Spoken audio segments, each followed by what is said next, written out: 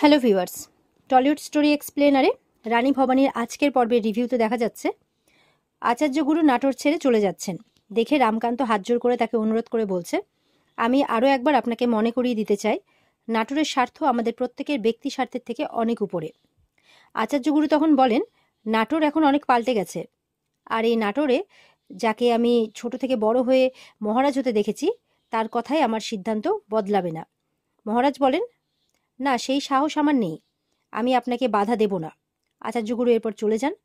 পিসি ঠাকুমা তখন সেখানে এসে আচার্যগুরুকে শেষমেশ চলে যেতে দেখে বলছেন, তোমরা দেখতে পারছো কি না, দেখতে পারছো কি না পারছো না কোনটা, কিন্তু নাটোরের আকাশে কালো মেঘ কিন্তু ছেয়ে গেছে, সর্বনাশ হবে, সর্বনাশ, তাই বলছে। এরপর বিষ্ণুরামকে দেখা যাচ্ছে সে তার ছেলে দেবীপ্রসাদের সাথে দেখা করতে গেছে। দেবীপ্রসাদ তার বাবা মশাইকে বলছে, এইভাবে ঝুঁকি নিয়ে আপনি আমার সাথে দেখা করতে আসবেন না, তাতে আপনারই বিপদ বাড়বে। আর বাবা বলছেন, তুমি সেটা নিয়ে ভেবো না, রাজমহলে তোমার মা বোন তোমার কথা চিন্তা করে খুব কান্নাকাটি করছে। এরপর তাকে জিজ্ঞেস করছে, তোমার গন্তব্য কোথায় এখন? দেবীপ্রসাদ বলছে, মুর্শিদাবাদের কাছে শামসের মায়ের বাড়ি। বিষ্ণুরাম বলছে, তুমি জানো তুমি কি বলছো? দেবীপ্রসাদ বলে, হ্যাঁ জানি, আমার মাথায় এখন একটাই কথা ঘুরছে, নাটোরের রাজ সিংহাসন, যেটা আমার প্রাপ্য। এমনিতেই সেটা আমি পাইনি, তাই আমাকে সেটা ছিনিয়ে নিতে হবে।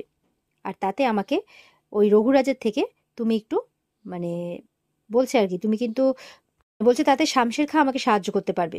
আর বাবা মশাই তখন বলছে, সবই বুঝলাম, কিন্তু ওই রঘুরাজের থেকে তুমি একটু সাবধানে থেকো, কারণ নাটোরের আশেপাশেও উনি যদি তোমাকে দেখতে পান তাহলে তোমার বিপদ কিন্তু বাড়বে। এরপর দেবীপ্রসাদ তার বাবাকে বলছে, আপনি একবার ভেবে দেখুন তো, রঘুরাজা যদি কিছু সময়ের জন্য নাটোর থেকে সরে যান তবে কেমন হবে? বিষ্ণুরাম বলছে, তুমি কি বলছো জানো, তুমি আগুন নিয়ে খেলা করছো। দেবীপ্রসাদ বলছে, তবে তাই হোক, সব যখন আমার হাত থেকে চলেই গেছে তাহলে তা ফেরত পেতে হলে আমাকে আগুন নিয়ে তো খেলতেই হবে। এই বলে দেবীপ্রসাদ চলে যায়। এরপর দেখা যাচ্ছে ঈশ্বরী আর ফুল্লরা পিসি ঠাকুমাকে এসে বলছে, তারা শুনেছে নাকি এখান থেকে একটা নৌকো ছাড়া হবে, তাতে সব বিধবাদের তুলে কাশি রেখে আসা হবে, আর সেই কুমুদিনীকে যদি আমরা সেই নৌকোয় তুলে দিতে পারি। পিসি ঠাকুমা তখন বলছে, কিন্তু ওই মেয়ে কি এত সহজে যেতে রাজি হবে? এরপর তাহলে কি করে তাকে রাজি করানো যায়, এটা ভাবতে হবে।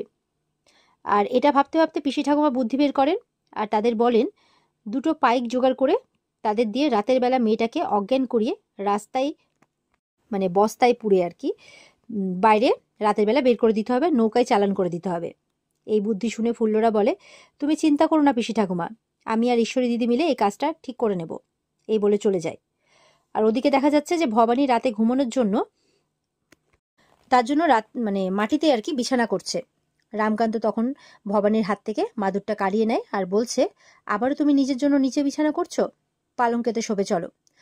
আর আবার কোলে করে তুলে নিয়ে না হলে বলছে আর কি, না হলে কিন্তু আবার কোলে করে তুলে নিয়ে গিয়ে শোয়াবো। ভবানী এটা শুনে লজ্জা পায় আর বলছে যে একটু আস্তে বলুন, সত্য ঠাকুরপো, ইন্দু দিদি এরা শুনলে কিন্তু আবারও ঠাট্টা করবে। রামকান্ত এরপর ভবানীকে কোলে তুলে ওঠাতে গেলে ভবানী বলে, আচ্ছা আচ্ছা আমি যাচ্ছি, এই বলে বিছানায় গিয়ে শুয়ে পড়ে।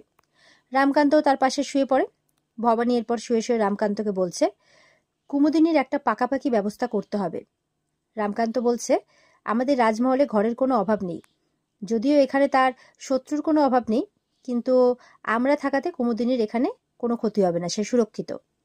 ভবানী এরপর বলছে, মেয়েটা খুব ভেঙে পড়েছে জানেন। রামকান্ত বলছে, তাহলে তুমি তাকে নতুনভাবে ভাবাও, জীবনের প্রতি আশা জাগাতে তোমার থেকে ভালো করে তো আর কেউ এটা করতে পারে না। ভবানী তখন বলছে, সেই সুযোগ কুমুদিনী যদি নিজেই নিজেকে দিতে চাই তাহলে আমি অবশ্যই তার পাশে থাকব। ওদিকে ঈশ্বরী আর ফুল্লরা পিসি ঠাকুমার কথা মতো রাতের বেলা বের হয়েছে। ঈশ্বরী ফুল্লরাকে বলছে, কুমুদিনীর ঘরের বাইরে গিয়ে তাকে ডাকতে হবে, সে যাতে ঘর থেকে বের হয়। ফুল্লরা তার ঘরের বাইরে গিয়ে তাকে ডাকে আর ওদিক থেকে ঈশ্বরী দুজন পাইককে ইশারা করে সেখানে পাঠিয়ে দেয়। তারা তখন পেছন থেকে কুমুদিনীর মাথায় মেরে তাকে অজ্ঞান করে ফেলে। কুমুদিনী চিৎকার করে ওঠে আর অজ্ঞান হয়ে যায়।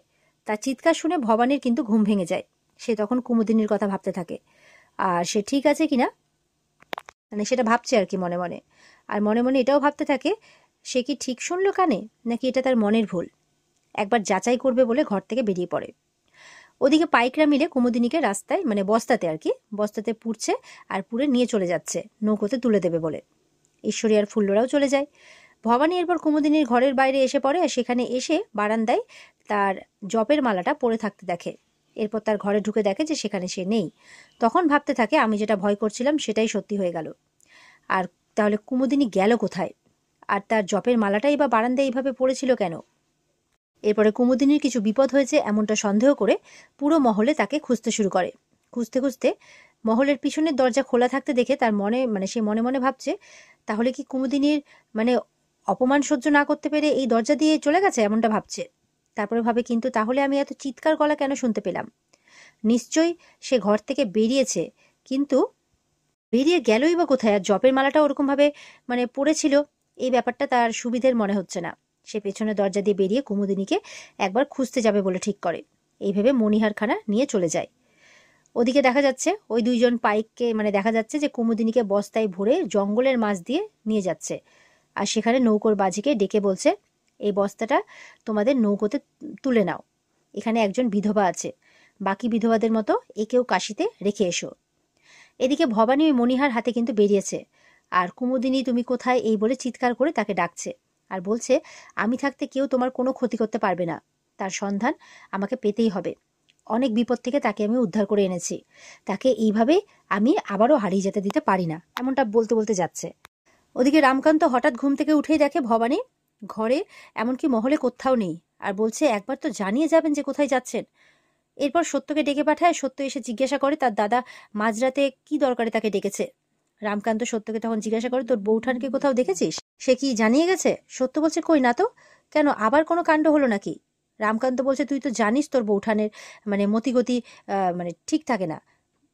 এরপর পিসি ঠাকুমারা জানতে পারলে কিন্তু আর শেষ রাখবে না কোনো কিছু, তাই বলছে। আর তোর বৌঠানেরও জেদ কম না, এই বলে বলছে যে বিপদে আপদে জড়িয়ে পড়া তার যেন একটা স্বভাব হয়ে গেছে। এই বলে সত্যকে বলছে চল না একবার বাইরে গিয়ে খুঁজে দেখি, এই বলে বেরিয়ে পড়ে। আর ওদিকে ঈশ্বরী আর ফুল্লরার কথা মতো সেই দুইজন পাইক মাঝিকে কুমুদিনীকে নৌকায় তুলে নিতে বলে, আর বিনিময়ে তাকে কিছু মুদ্রা দিয়ে দেয়, রাজমুদ্রা। মাঝিও খুশি হয়ে যায়, আর তাদের কাজ হয়ে যাবে, এটা বলে দেয় যে কাজ হয়ে যাবে।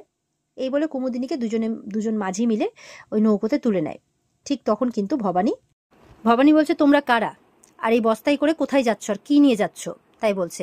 ওরা তখন লাঠি হাতে নিয়ে ভবানীর উপরে কিন্তু আক্রমণ করে। ভবানীও তখন তার মণিহারখানা হাতে তুলে নেয়। আর এখানে আজকের পর্ব শেষ হয়ে যায়। তো এই ছিল আজকের পর্বের রিভিউ। আশা করি তোমাদের ভালো লেগেছে। ভালো লেগে থাকলে পর্বকে লাইক কমেন্ট করে জানাতে ভুলবে না, আর আমাদের সাথে জুড়তে চ্যানেলকে সাবস্ক্রাইব করতে ভুলবে না। দেখা হচ্ছে তোমাদের সাথে আগামীকালকে। পর্বের বিস্তারিত দেখতে অবশ্যই স্টার জলসার পর্দায় চোখ রাখবে। টাটা।